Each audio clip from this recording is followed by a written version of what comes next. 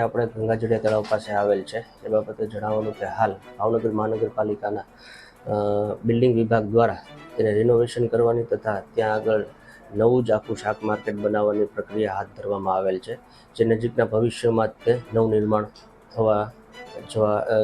થવાની છે અને તે બાબતેની કાર્યવાહી હાલ પ્રક્રિયામાં છે.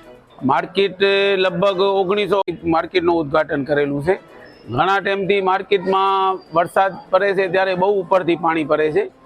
આપણે અંદરથી તો કોઈ તકલીફ નથી, અંદર તો માર્કેટ બહુ મજબૂત જ છે.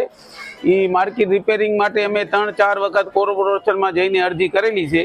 હમણાં 2 વર્ષ પહેલાં છે ને કમિશનર સાહેબ આવ્યા હતા, થોડુંક અંદરથી રિપેરિંગ કામ ચાલુ થયું હતું પણ પાછું અડધામાં બંધ થઈ ગયું હતું. 60-70 વર્ષ જૂની માર્કેટ છે.